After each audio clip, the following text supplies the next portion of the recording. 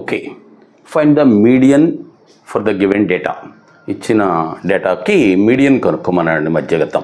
Okay, సరే median అంటే మనం ఏం చేయాలంటే దానికి ఫార్ములా ఉంది కదా, దిస్ ఇస్ దీనికి ఈ టైప్ ఆఫ్ దీనికి వర్గీకృత పట్టిక. ఓకే, దీనికి ఫార్ములా ఏంటి actually, this is L plus n/2 minus m/f into class interval.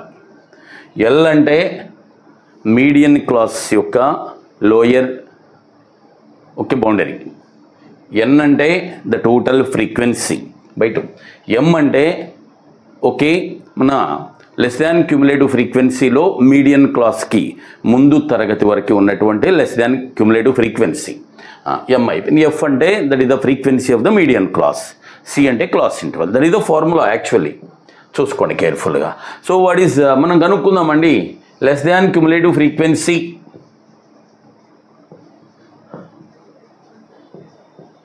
Cumulative frequency find out చేద్దాం. ఎలా యాడ్ చేసుకుంటే వెళ్ళిపోవడం. దిస్ ఇస్ 11, 16, 27, 27, 14, 41, 41 and 29 ఎంత అండి 70, 70 and 40 దట్ ఈస్ 110, 110 and 21 ఎంత అండి 131 and 131 and 17 అంటే 148. So this is n, this is n. n/2, n/2 ఎంత 74, దీంట్లో హాఫ్. 74ని ఎక్కడుంది, ఏ క్లాస్లో ఉంది చూసుకో. ఇక్కడ 11 వరకు ఉంది, 27 వరకు ఉంది, 41 వరకు ఉంది, 70 వరకు ఉంది. ఇది కూడా కాదు 74 ఇది. This is the median class, అంటే ఆ క్లాస్లో మీడియన్ ఉంటుందని అర్థం. That is the median class. ఇప్పుడు యాక్చువల్లీ దీంట్లో ఏంటంటే సో n/2 పైన వేసుకుందాం, పని ఇక్కడ రాస్తున్నా. n/2 ఈజ్ ఎంత అండి 74. సరే అక్కడ చూసుకోండి. ఇప్పుడు మనకి మీడియన్ ఏంటంటే దీంట్లో ఉంటుంది. మీరు లెక్క ఏం చేయండి, ప్రాబ్లం నీ నీడ్ నాట్ డూ ఎనీథింగ్. ఒకసారి ఆన్సర్స్ వెరిఫై చేసుకోండి. సో ఈ మధ్యలోనే ఉండాలి. ఈ మధ్యలో ఉన్నది ఏంటి ఆప్షన్స్లో చూడండి, ఓన్లీ 61. ఒకటి 80 ఇచ్చాడు, ఇంకొకటి 79 ఇచ్చాడు, ఈ క్లాస్లో లేదు కదా. ఇంకోటి 59 ఇచ్చాడు, ఈ క్లాస్ కాదు కదా. So 61 that is the answer. Answer అయిపోయింది 61. యువర్ ఆన్సర్ ఈజ్, మన ఆన్సర్ అని మనం ఏమీ ఇది చేయకోకుండానే ప్రాబ్లం చేయకుండానే వచ్చేసింది ఆన్సర్. కావాలంటే మీరు ఇది కూడా చేద్దాం పోనీ. చూడండి ఎల్ అంటే ఇదిగో ఇది 60 ప్లస్ n/2 అంటే ఎంత 74 కదా, మైనస్ ఎం అంటే చెప్పాను కదా దీనికంటే ముందుది దిస్ ఈజ్ ఎం అండ్ ఈ ఫ్రీక్వెన్సీ దిస్ ఈజ్ ఎఫ్. ఎం ఎంత 70 డివైడెడ్ బై ఎఫ్ ఎంత 40 ఇంటూ సి క్లాస్ ఇంటర్వల్ ఎంత 20కి 30కి డిఫరెన్స్ ఈజ్ 10. అయిపోయింది. దిస్ ఈజ్ ఇప్పుడు క్యాన్సిలేషన్ చేయండి. ఇదిగోండి 0 and 0 అవుట్. 74 మైనస్ 70 ఎంత 4, 4/4 1 అంటే 60 ప్లస్ 1 ఈజ్ 61. అయితే మామూలుగా అది కూడా ఎట్లా చేయాలనే దీనికోసం ఇచ్చింది. కానీ జనరల్గా అంటే ఆడివ్వలేదు అనుకోండి 60 అబోవ్ ఇంకోటి ఇచ్చాడు అనుకోండి తప్పదు చేయటం రావాలి కదా, దానికోసం ఇచ్చింది. కానీ లేకపోతే అక్కర్లేదండి, మనం ఇక్కడే చెప్పేసాం. నోట్ చేసుకోండి. ఓకే, నెక్స్ట్ క్వశ్చన్ చూసుకోండి. ఇప్పుడు ఏమని ఇచ్చాడంటే 72 దండి, this is 72 divided by 18 into 3 square minus 21 into 12 divided by 3 plus 12 is equal Z. Then what is the value of Z చూడండి. సో ఇది బాడ్ మాస్ కిందే. ముందు డివైడెడ్ బై చేసేయాలండి, ఇక్కడ కూడా డివైడెడ్ బై చేసేయాలండి. ఓకే, డివైడెడ్ బై చేస్తే 72/18 is 4 కదా, అది రాసేస్తున్నాయి ఇక్కడ 4. అండ్ ఇక్కడ 12 divided by 3 that is also 4 అది. సరే ఇంకా 3 స్క్వేర్ అంటే 9, 9 into 4 36 minus 21 into 4 84 plus 12. Okay, అయితే ఇప్పుడు దీంట్లో ప్లస్లు 36 ప్లస్ 12 ఈజ్ 48 మైనస్ 84. 48లోంచి 84 సబ్ట్రాక్ట్ చేస్తే 36 అండి. కానీ ఇదిగో బిగ్గర్ నెంబర్ తీసేసి దానికి సైన్ మైనస్ ఉంది కాబట్టి ఇక్కడ కూడా you have to apply minus, అంతే. -36 is the value of z. Okay, next question చూడండి ఒకసారి. On a circular path track of 2742 meters, the length of the circular track is 2742 meters. Okay, right. Riya and Trisha start working in opposite directions. Riya, Trisha ఇద్దరు కూడా opposite డైరెక్షన్స్లో they start working అంటండి.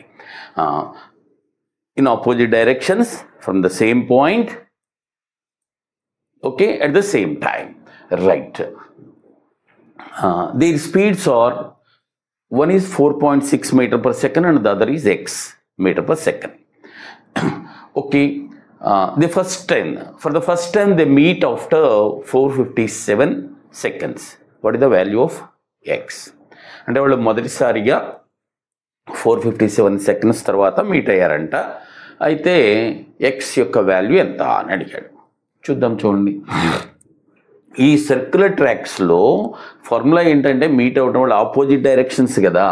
Very simple అండి. This is the formula, L/A+B. Time అండి, time is equal to L/A+B. But what is the time given? Of course తర్వాత తీసుకుందాంలేండి. This is time, L/A+B is time. So L అంటే length of the track. Track యొక్క length ఎంత ఇచ్చాడండి? 2742. A and B are the speeds. One speed is 4.6 and the other is x. And the time ఎంత ఇచ్చాడండి వాడు? 457. Right, జాగ్రత్త చూసుకోండి. Cancellation 457 దీంట్లో పోద్ది. ఎన్నిసార్లు? 6 times ఇట్ గోస్ అండి. అది అంటే ఇప్పుడు ఇది వస్తుంది కదా, X plus 4.6 is equal to 6. అంటే ఎక్స్ ఎంత అవ్వాలి మనకి? 1.4 కదా. 1.4 దీనికి యాడ్ చేస్తే 6 వస్తుంది కాబట్టి so value of X is 1.4 meters per second. Okay, note చేసుకోండి. Okay, a man has to cover 387 kilometers in 18 hours. If he covers 2/3 of the distance in 6/9 of the time. Okay, వాడు దాంట్లో 2/3 of the time డిస్టెన్స్ని 6/9 of the given టైంలో cover చేశా అంట. What should be the speed so as to cover the remaining distance in the remaining time? అంటే మరి actual as per schedule వాడు reach అవ్వాలండి. So remaining distance ఎంతైతే ఉందో అది ఆ రిమైనింగ్ టైంలో పోతే ఎంత స్పీడ్ ఉంటుంది అని అడిగాడు. రైట్, చూడండి ఇప్పుడు వాడు ఏమడిగా అంటే 2/3 of the distance is completed అండి. ఇంకా రిమైనింగ్ ఎంత? 1/3 కదా. సో డిస్టెన్స్ ఈజ్ డైరెక్ట్గా వేసేసుకోవచ్చు. స్పీడ్కి formula, what is the formula for speed? This is distance divided by time. So what is the distance here?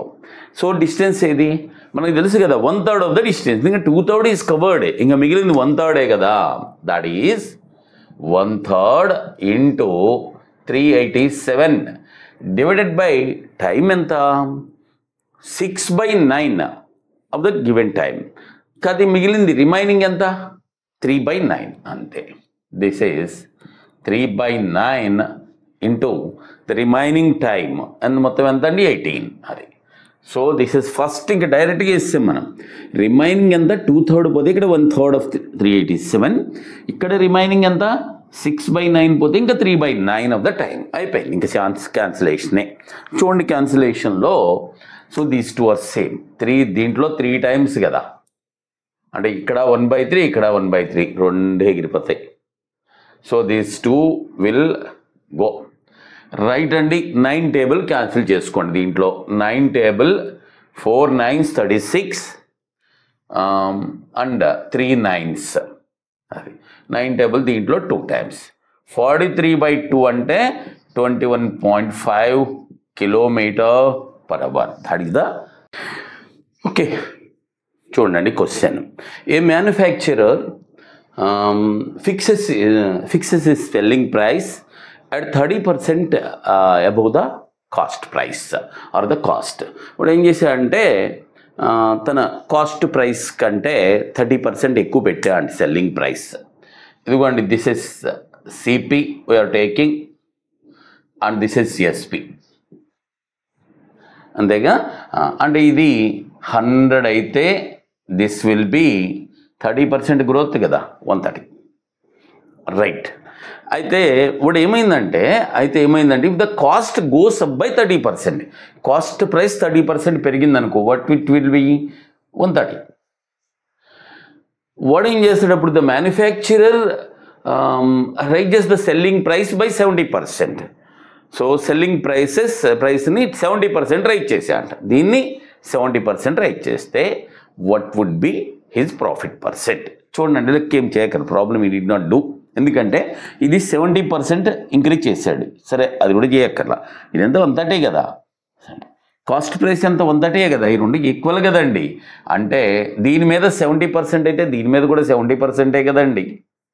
ఇక్కడ 70% అయితే దీని మీద కూడా రెండు ఈక్వల్ కాబట్టి, అంటే కాస్ట్ ప్రైస్ మీద ఎంత ఇంక్రీజ్ అయింది, 70%. సో దాని ప్రాఫిట్ ఎంతని అర్థం, 70%. మామూలుగా ఏది చేసుకోవాలి, ఇక్కడేం అక్కర్లా, ఈ రెండు లక్కీలు సేమ్ కాబట్టి. సో ఎంతంటే దానికి దీన్ని 70% ఇంక్రీజ్ చేశాడు. This will also be increased by 70%. So వాడి యొక్క ఇది కాస్ట్ ప్రైస్ ఇంక్రీజ్ కాబట్టి this will be the profit percent. Okay, please take.